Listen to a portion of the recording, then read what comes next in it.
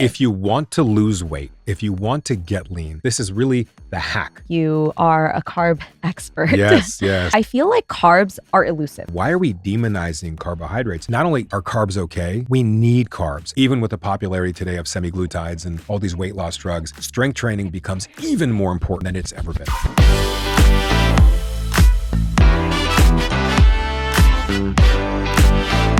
I guess where I want to start the conversation, given the fact that you are a carb expert, Yes, is actually to talk about carbs. Because I find that, and I'm sure you know this as well, given how many years you've been in this, but I feel like carbs are elusive, okay? 1 minute they are demonized, the other they're great for you. So what is the right approach to carbs?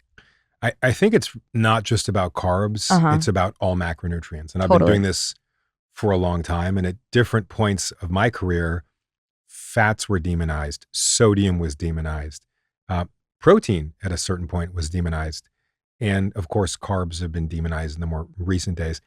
The answer is all of these are wrong, because as soon as you replace one food group, you're going to overcompensate by overdoing some other food group to make up for it. Balance is everything. Moderation is everything. Now, from a physiological perspective, one of the first things we learned in university was fat burns in a carbohydrate flame.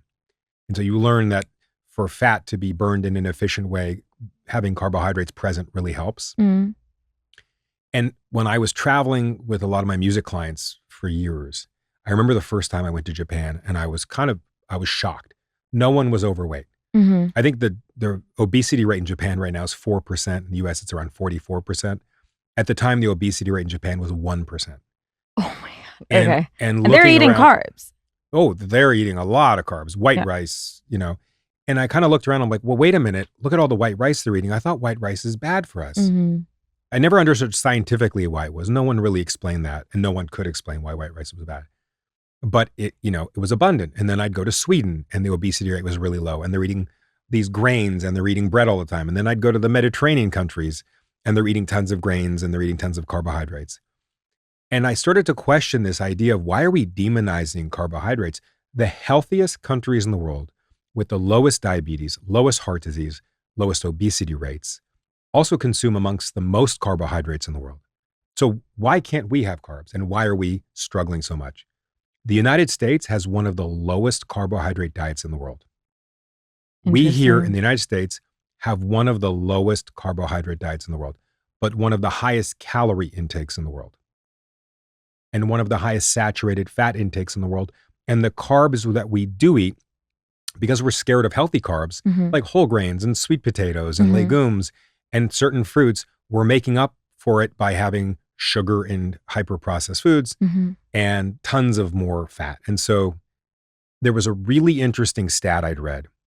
Between 1972 and 2022, 50 years, the average American consumes 700 calories more per day. Here's some trivia for you. Of those 700 additional calories, how many of those calories do you think come from sugar? Like 90%? 38. Okay. 38 calories. Oh. Out of the 700 so then are coming from additional sugar. So then fats, saturated fats. Really? We add fat to everything. You get some oat milk today, there's oil in it. When you think you're eating carbs, like you think a donut is carbs, a donut gets most of its calories from oil. It's being fried in oil. When you think of potato chips as being carbs, it gets at least half its calories, if not more, from fat.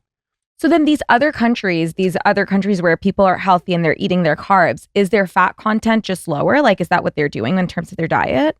They're eating more fiber, first of all. Right. And fiber is carbs, and carbs is fiber. There's no fiber in fat or beef or things like that. So fiber makes us feel fuller, faster, and longer, and helps with motility. So they're eating more fiber. They're eating more vegetables. They're eating more whole grains. They're eating more legumes. They're eating all the things that are good for us. Science has never doubted this. But the popularity of removing carbs comes from originally the Dr. Atkins, and even before that, it started to happen. But Dr. Atkins was a surgeon who was trying to save people's lives, had really good intentions. And certain people were too heavy to be safely put under general anesthesia for heart surgery. So he would give them this crash diet, cut out all carbs. When you cut out all carbs, you lose weight faster than anything else. It's mainly water. And then the rest is a blend of body fat and lean muscle tissue. And he never said it's healthy, and he's never said it's something you should continue to do over time. People lost weight enough that they could have surgery and have their heart repaired. He had great intentions. This was not healthy. This was not something that should have sustained.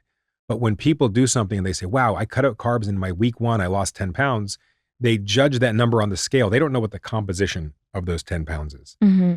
So I think that's one thing, is we're looking for short-term gains for long-term pain. You're going to gain it back. Second you have carbs, your body's going to suck up water again. You're going to gain it right back. So then what is the right solution here? Like how should someone be approaching nutrition as a whole by being balanced and I guess like doing it in a sustainable way? If you want to lose weight, if you want to get lean, if you want to stay lean, you have to do whatever you can do for the rest of your life. Right.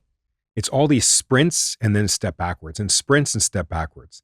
You have to do something you can continue to do. It has to be sustainable, and cutting out, having a bacon double cheeseburger, but not having the tomato. Oh no, tomato has sugar, and not having the bun is not the healthiest way to change your life and be healthier. Okay. I would say have the bun, have the tomato, and have half the burger. Okay. You know what I'm saying? Yep. So balance is everything. And I created an acronym called PATH. Mm-hmm. PATH. So every meal needs to be approached like this. This is really the hack. If you want to be lean, stay lean, and be healthy and enjoy it in the process, PATH. Number 1 is a palm full of carbohydrates. There's your P. So whole grains, fruits, tubers like sweet potatoes, legumes, beans, lentils, what fits in your palm. That's number 1. Mm-hmm. The second is A, all the vegetables you want. A for all the vegetables you want, as much as you want. T in PATH is for the mass of your thumb of healthy fat, nuts, seeds, olives, the size of your thumb. Mm-hmm. And the final one is at least the mass of your hand, H, hand of protein. Okay. Chicken, fish, eggs, et cetera, the mass of your fist. So then I have a question. There's a lot of now, and this is interesting because obviously you teach about dismantling myths around health in this age. Now, again, like not saying that this is a myth because I've seen some data around it as well, and it is quite impressive. Sure. But you know how people say to eat things in order, like if you have protein first, then there's less of a blood glucose spike. Have you noticed that? So that's a great example of, you ever heard the saying, a little bit of knowledge is dangerous? Yeah. Glucose spikes or blood sugar spikes are supposed to happen. Uh-huh. That's a good thing. To have a blood sugar spike after you eat foods, that's normal. Yeah. That's not bad for you. Blood sugar spikes are not bad for you at any point ever. What's bad is if your high blood sugar remains. The human body works, you eat food, your blood sugar level goes up, your body releases insulin, insulin takes it, sends it where it needs to go, your blood sugar goes back down. That's not the problem. The problem is, what's your average blood sugar level? And if you have a very long, sustained high blood sugar level, that's what's not good for you. Right. The people who aren't diabetics, who are wearing these continuous blood glucose monitors, it's crazy to me. Wearing those continuous glucose monitors is really a waste of time unless you're diabetic. Interesting. Okay. Specifically type 1 diabetic. Because who cares if your blood sugar goes up from eating a food? It's going to go back down. And A1C is a measure of your average blood sugar over 90 days. That's a good indicator of health. That's a good indicator. Is you have healthy blood sugar and insulin sensitivity over a period of 90 days. Not taking this cross section of eating a food and it goes up and it goes back down again. That's useless to me. It's useless to you. And really it's getting lost in the minutia. People get lost in the minutia. People, I'm like, how did you sleep last night? They're like, well, I feel good. I got enough deep sleep and REM. My sleep score was good, but my HRV was low. So therefore there must be something wrong with me. Right. And they get overwhelmed with this data that's superfluous, that doesn't really help them.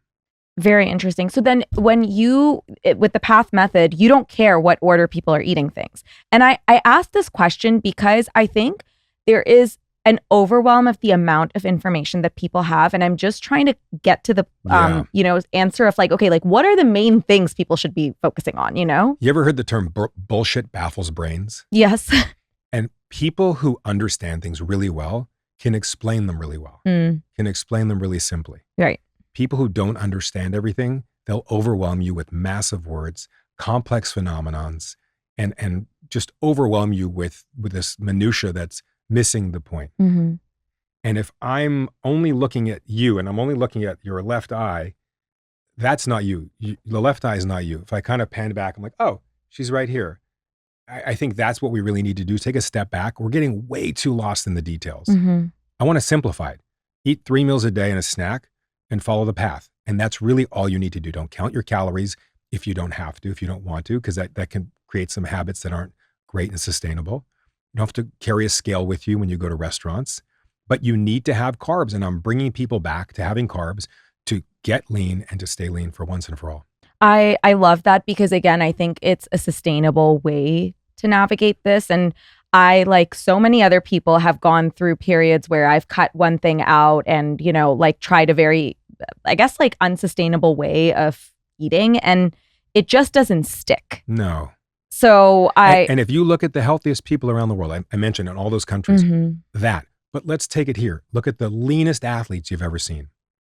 Think of the leanest people. They're really an extreme of it, but a bodybuilder. Right. I know you don't want to look like one. I don't want to look like one, but a bodybuilder where you can see every vein, there's no body fat left on them. They have carbs up until the day they walk on stage. Mm. They get the leanest a human being can possibly get using carbohydrates. And there's been a lot of interesting data looking at long-term success rates of ultra low carb diets and high carb diets. Mm-hmm. And it's a tortoise and a hare. Is that it with tortoise and hare? So you've got the hare, which is the low carb. It sprints ahead quicker. And then over time, it kind of loses, and then the tortoise just pulls past it. So long-term success rates, having an ultra low carbohydrate diet does not get you leaner for longer. And in fact, the opposite holds true. Okay, so then talk to me about, you just obviously released your book, The Carb Reset. Yep. Talk to me about the philosophy there. Is it just to reintroduce carbs to people? That's one part, is to take away the stigma and the negative attitudes towards carbohydrates, which have been there for no reason whatsoever. I think it's also to tell people, not only are carbs okay, we need carbs. And if you're going to be healthy, if you're going to be lean and you're going to stay lean, then carbs are going to be an important part of it. But I want to teach people, when I say that, where the pitfalls have been in the past and perhaps where some of the negatives have come through carbohydrates. The more you keep a food in its natural state, the better for you. So an apple, fantastic. Dried apples, not as good, but okay. Apple juice, definitely not as good. Yeah. You've got none of the fiber. You've got, so I think when we have carbohydrates, if you look at the healthiest populations in the world, they're having carbs in their whole state, right? They're having lentils, not lentil flour. They're having rice, not rice flour. And, they're having a mango, not dried mangoes that are processed with even more sugar and even have oils added to them. So I think we have to step back. And we have to understand carbs are good, carbs are helpful, carbs are great, carbs are necessary, but the right carbs are important for us to be aware of. So then I guess like people should be prioritizing then whole carbs, essentially. That's the rule. Yeah. And look, when we hear terms like processed foods, we're like, that's a bad thing. I think we have to take a step back and understand that as soon as you take an apple and you cut a slice out of it, you've processed it. Uh-huh. That doesn't mean a sliced apple is bad for you. Totally. There's a continuum of processing a food from its natural state. The closer it is in its natural state, the better. If you have a potato, there's very few foods that have as an incredible of a nutritional profile as a white potato or a sweet potato or a purple potato. A potato, like, oh no, potatoes are bad. It's 100 calories.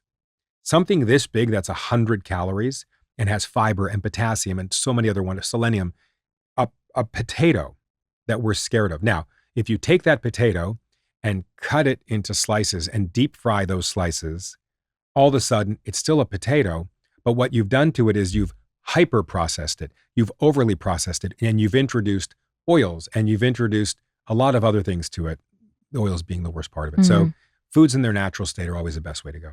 I really love that. And you're so right. I mean, I think people have kind of forgotten the fact that, okay, like it is really like the hyper palatability of these foods that kind of makes it unhealthy, right, over the pure food itself. Exactly. And it's the same with really anything, right? So whether it be a vegetable, people drinking green juices, that just freaks me out. You know how much went into growing that vegetable?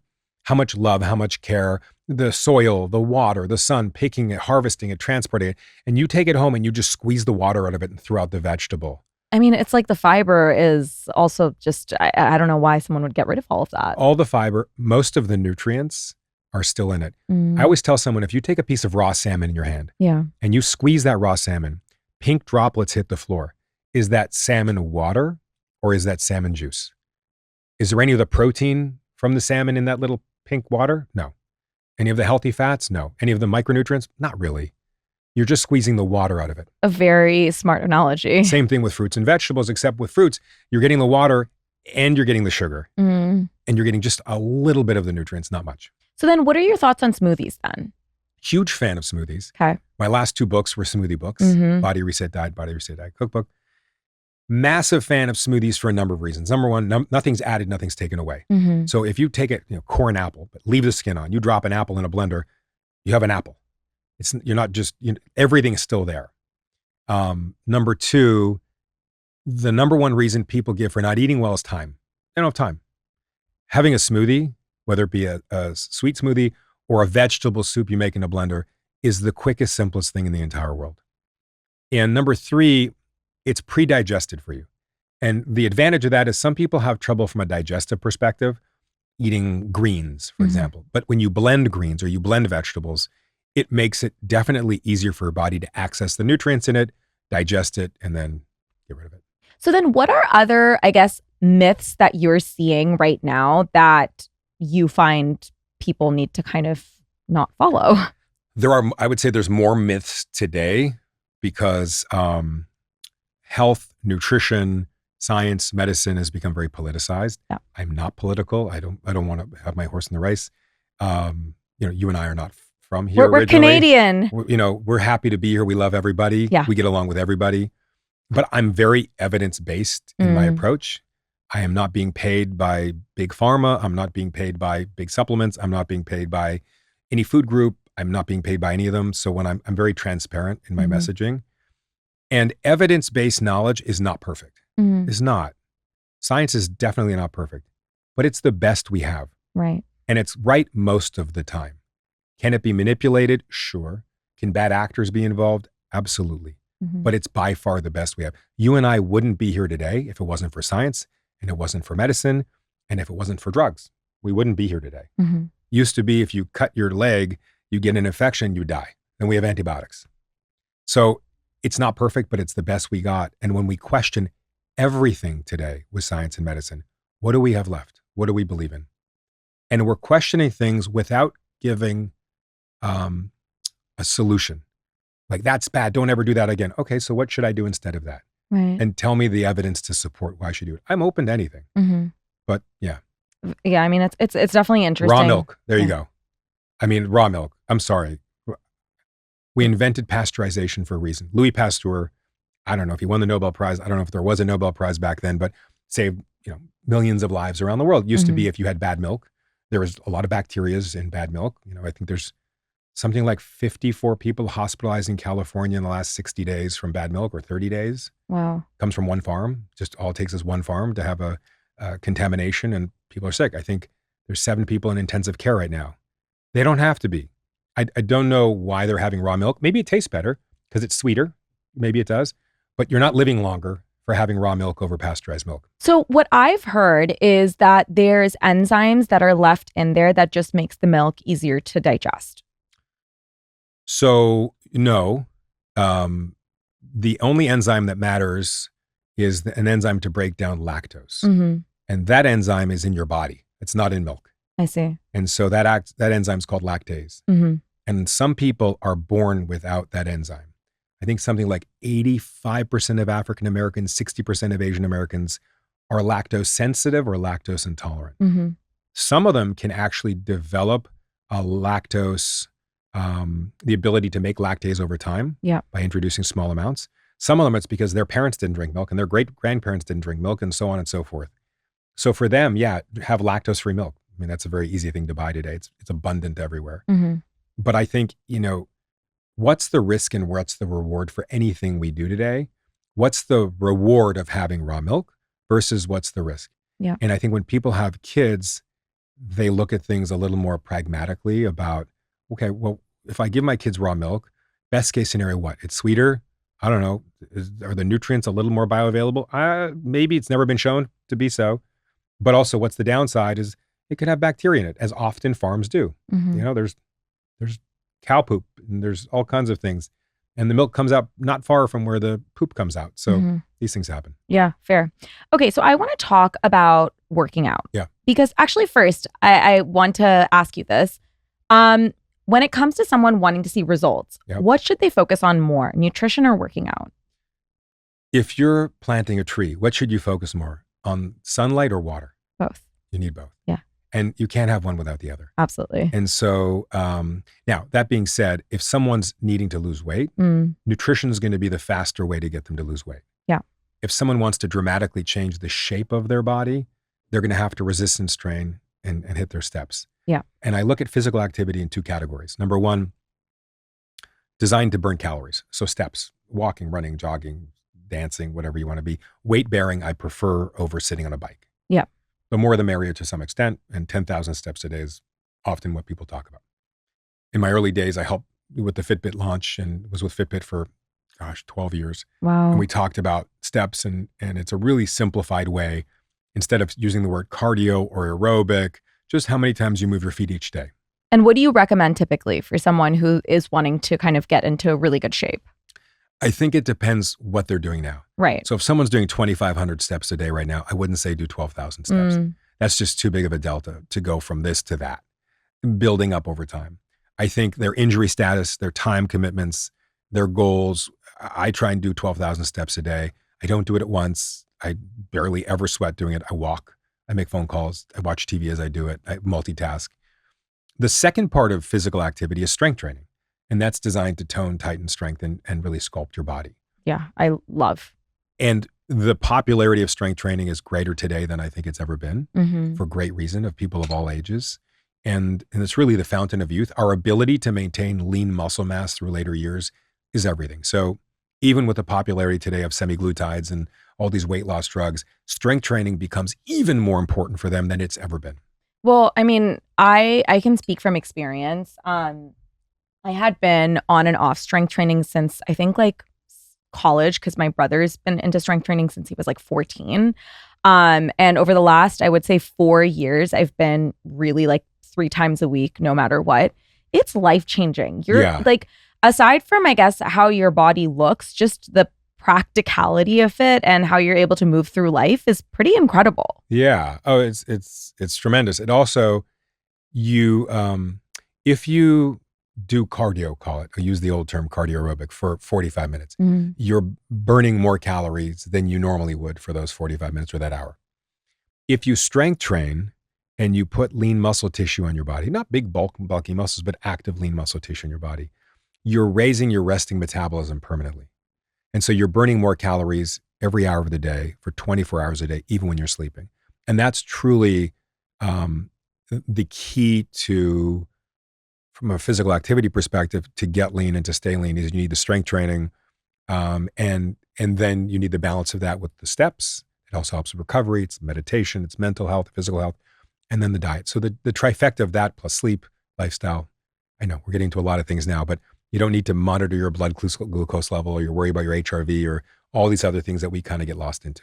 Well, I mean, I think these are the basics of it. And I think that they actually do so much that I think before you get into all of the minutia, I think first, mastering the basics. And these are really important basics, which take you a long way if you can get it right. Yeah.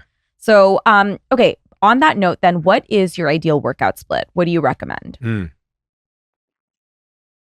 My ideal workout split really depends on who. A woman. But it depends, number one, who is that woman? What's their injury status? What are they currently doing? What is their time? What does time permit for them, right? Schedule-wise. What personality tells a lot. Some people want to get in and out in 20 minutes. Some people like to spend a lot of time and take their time in the gym. So I think for me, I just saw a client today who's here from Saudi. I gave her 3 sessions a week, and I split it up into, let me see if I can remember. Day 1, quads, rhomboids, and rectus abs. Day 2, shoulders hamstrings, and glute maximus. And day 3, I think we have abductors, adductors, and triceps. Mhm. And so for her, that's how we split up her body. Yeah. But for other people, they just want to do 2 a day. And for other people, they'll do 1 exercise a day, 7 days a week, a different exercise each day corresponding to a different body part. It really depends what you're doing, what your goals are, and how much time and how much you enjoy it. And what's ideal for you? So someone starts to come to you, they have decent fitness. Yep. They're at a decent fitness level. What do you recommend? How do you split up their week? Have they done strength training before, and are they currently doing strength training? Okay, they are beginners. Okay, they're beginners. Mm-hmm. And are they overweight? No. Okay. And are they athletic in build or not? Just normal. Okay, so do they have coordinated muscle tone? Are they someone who's physically coordinated? Like, did they do gymnastics as a kid or dance? Do they have a good kinesthetic awareness, or are they uncoordinated? Like decently coordinated. Okay, who are we talking about? There's someone you're thinking about. Honestly, I'm just thinking of the average person, like just. This is my 34th year doing this. There's no average person. Fair. Everybody I work with is completely different. Okay. Someone has scoliosis. Someone has chondromalacia. Someone hates working out. Someone loves working out. Someone has lots of kids and they don't have enough time windows. Someone has a home gym. Someone doesn't have a home gym. So I think there's a lot there. But Fair. I would say if you can do at least 3 days a week of strength training, mm-hmm. at least 20 minutes, 3 days a week. I actually say, I always talk about this, my 90, right? So I give this talk at some of these conferences. So I say, number 1, try and get at least 90 minutes of walking a day. Mm. Not at once. It doesn't have to be long. Doesn't have to be sweaty. 90 minutes of walking a day. Try and get at least 90 minutes of deep sleep and 90 minutes of rapid eye movement a day. Mm-hmm. Try and strength train at least 90 minutes a week. And that's a big deal. If you can get 90 minutes of strength training a week, 3 times 30 minutes, that's fantastic. Okay. Yep. I mean, that's not a terribly difficult formula. No. And you don't have to go to a gym. And you do have to get some tools. So people say, can I just do body weight stuff at home? Yeah, but you won't be able to hit all your body parts, and you'll get bored pretty quickly because there's only a certain number of things that you can do effectively without equipment. Mm-hmm. So at some point you have to get some dumbbells and maybe a bench, maybe a TRX strap, but that's still cheaper than a membership to a gym for the year. That is fair. Talk to me about sleep. What is, how important is it? We talked about planting a tree before, and what's more important, the sunlight or the water or the air. You need all 3. Mm-hmm. For you to be healthy, you need to be physically active. You need to eat well, and you need to sleep well. And sleep mm-hmm. should be 1/3 of your life. And we're sleeping worse now than we have in a very long time. Mm-hmm. Most of it's because of screens. We work from anywhere all the time. Used to be you'd work 9 to 5. You leave work at 5, you're done. You're done. It's Lake Havasu time. It's chill. There's nothing for you to do now. Weekends are really weekends. Mm-hmm. That doesn't happen anymore. We're about to fall asleep at night and our phone vibrates and we're looking at an email from work or a social media something. And, all these things just keep spiraling in our heads. So I think sleep is so important because it's when our brain starts to organize our thoughts, learning, memories, mood, appetite, palate, metabolism, our body recovers, our heals. So all of these important things happen. And the different phases of sleep that we focus on are, number 1, deep sleep. And deep sleep is when our body restores and recovers. And there's generally at least 3 waves of sleep a night. You want to get hopefully at least 90 minutes of deep sleep. Everyone's different. Some people can't even get an hour if they're dealing with stress or pain. Rapid eye movement, that's when our brain kind of does its thing and heals and recovers and optimizes at least 90 minutes a night. And then there's light sleep in there, which is sort of neutral. And then we have restlessness and wakefulness and sort of spikes throughout the night. And for the last 15 years, I wake up every morning to about 10 to 20 emails from clients around the world. They send me their Fitbit, Whoop, Oura, whatever sleep analysis, and I get to now look at their sleep and look for trends and see what's going on. So sleep's important. Alcohol is the worst thing you can possibly do for sleep. It is terrible. Terrible. Even a glass of wine. Yeah, I know. It's insane. I have the Oura ring. I wear it all the time. And it is really scary what it does to sleep. Like on days, even if I have one glass, unless it's like I have it really early on and give myself like 4 hours before bedtime. Like a breakfast vodka. Exactly. Of Yeah, course, yeah. who wouldn't want that? But really, it does really impact sleep. And it's interesting because I think the average person is like, oh, I'll have a glass of wine to help me sleep. But your quality of sleep is seriously undermined. People think sleep helps them fall asleep, and it actually does. Yeah. But you're not getting quality sleep. Yeah. Yeah. And you're wrestling throughout the night, and you're in and out of sleep, and it's just terrible. Caffeine, try not to have it afternoon. Mm-hmm. You're trying to really keep it to the morning when possible. And that includes diet sodas and teas of all kind. Stress comes in a lot of different forms. Stress can come from watching a really good TV show at night before bed. But if it gets your brain thinking, if you're watching something sad, something stressful, something angry, something violent, don't watch the news before bed. Yeah. I think that's really important. But some TV can actually help you sleep. So I call some TV mental floss. So we watch Love Island, the UK version. Yeah. We watch The Proposal. We watch, some of these, I watch reruns of The Office or Arrested Development. Oh, yeah. Love. It's just, I go to bed, my brain's clear. I'm not deep thinking. I'm relaxed. I giggle and I go to bed. So I think those are really important things as well. Yeah. A couple of years ago, I decided that I was going to have like, a time off like for my phone. So like I just wasn't going to go, I call it like my phone office hours. So for the first hour after I wake up, I do not look at my phone because what's going to happen? I'm going to deal with that email at that time anyway. Like why would I ruin my morning? Right. And then same thing before bed, because I found that I was really overstimulated if I was checking emails or Slacks or social media before going to bed. And so now I have like that cutoff time. And I found also that if I read fiction before bed, not nonfiction, because that just gets my brain going, that also really helps me go to bed. And I remember because, a lot of people used to read before bed when they were younger. And somewhere along the way, I think a lot of people lost that habit because, we were now on our phones all the time.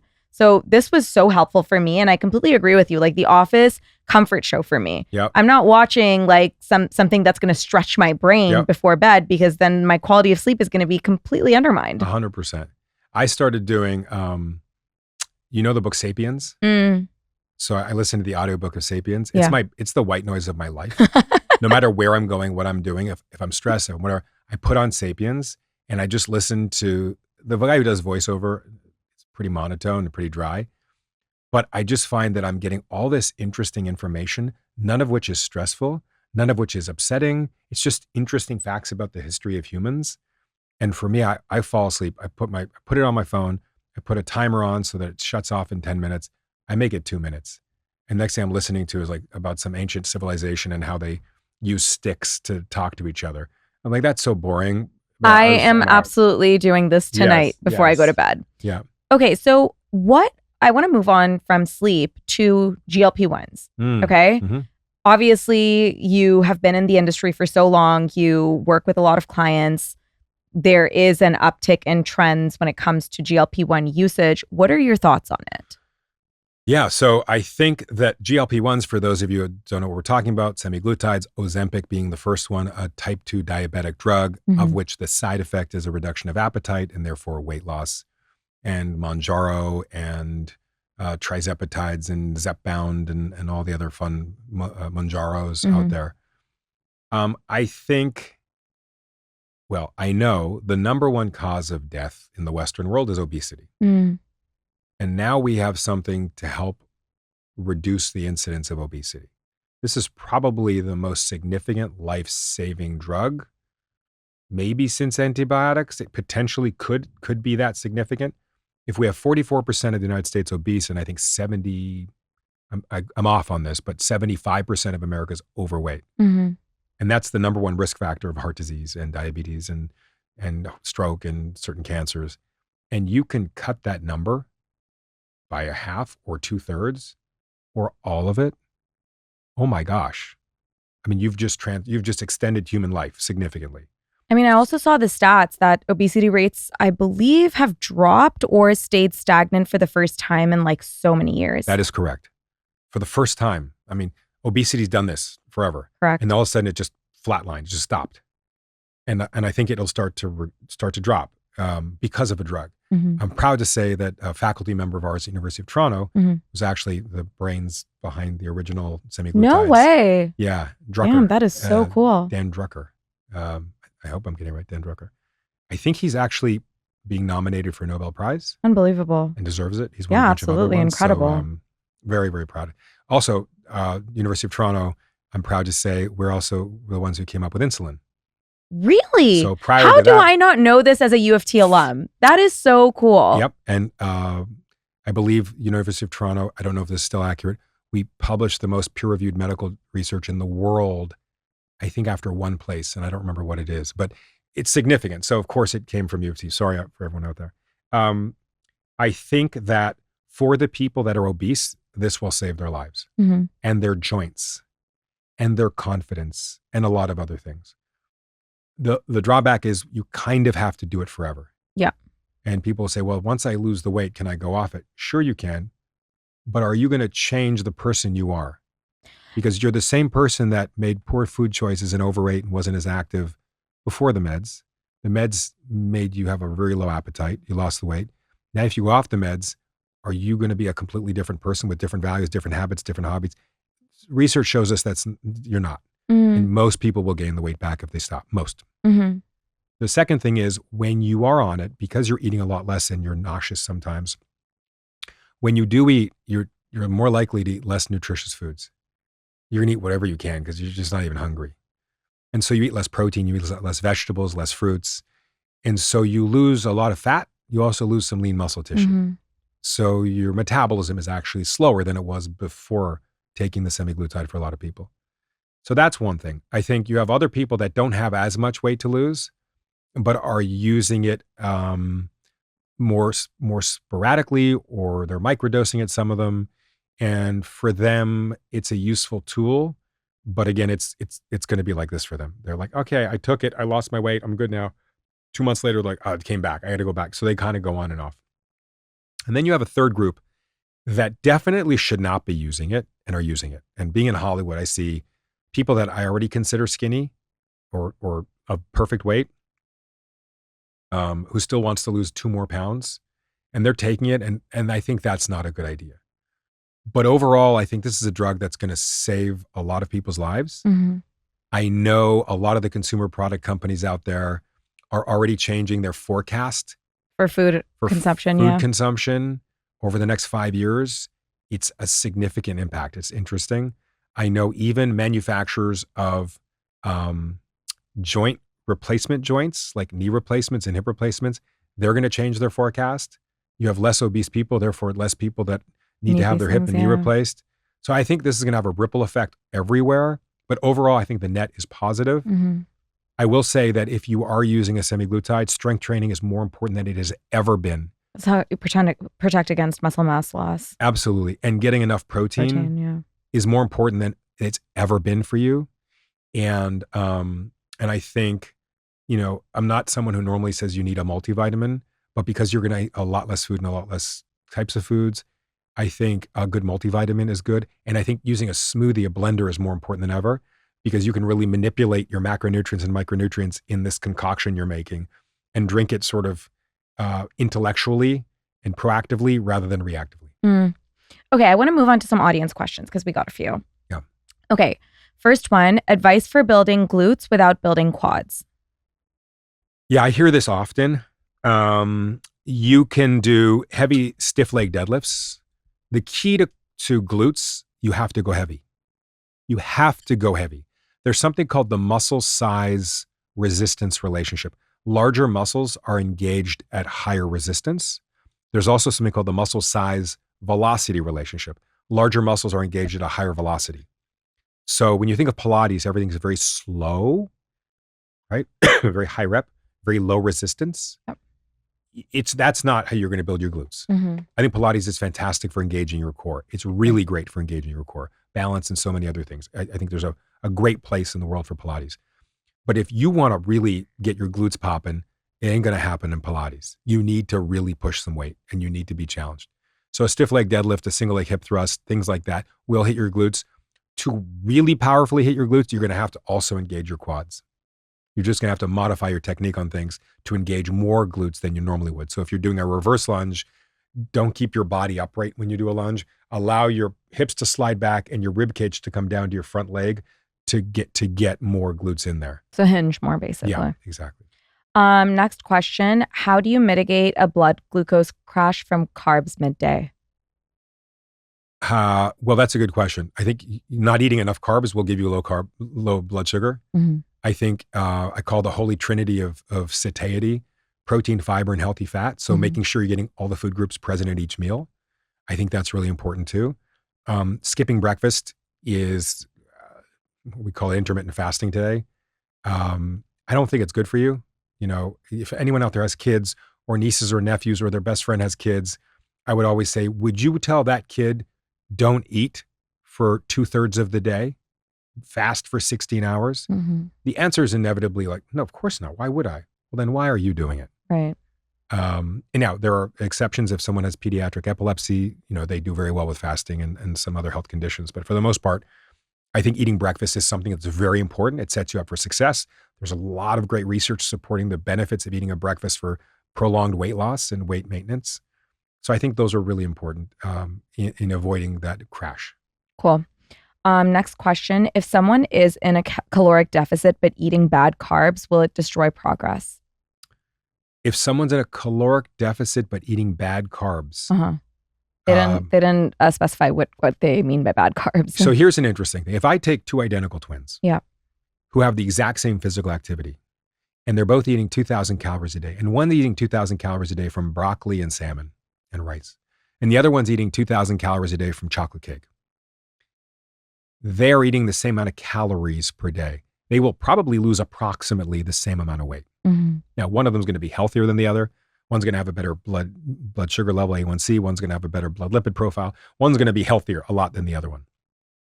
But they're going to lose approximately the same amount of weight. So if someone is trying to be on a calorie deficit, I think, and we're talking specifically weight loss, is eating the wrong carbohydrate going to sabotage that weight loss? No, it's not. But it's not as healthy for you. And it will affect your appetite. You'll be hungry. Satiety. Yeah, exactly. I think that's what it comes down to. So having a carb more in its natural state, as this person's asking, is going to help them stay fuller. And it's going to make being in a calorie deficit easier. Cool. Okay. So since this is not a question, but since you did research caffeine for 3 years, what are your thoughts on people who are like, oh, caffeine is not good for you, period? Is there scientific literature to support that? Zero. Okay. People say a lot of things these days. Yeah. People go on social media and they say things and they quote studies that never existed. Really? Oh, yeah. Okay. Interesting. Yeah. Again, I don't want, because someone's going to be upset, but I think our federal government released a paper on a lot of health things. And I want to say 16 of the studies didn't exist. Turns out it was written by ChatGPT. And I'm not making this up. So I think for everyone out there, when you hear of someone on social media talk about something and they might sound really smart and they might quote studies and all this stuff, it behooves us more than ever. Go to pubmed.com, pubmed.com. And there's a lot of other great places to go. Look the study up. Does it exist? Does it actually say what that person says it does? Read the study. If you don't know how to really read a full study, then it's okay to read the abstract. Read the bottom part of the first paragraph.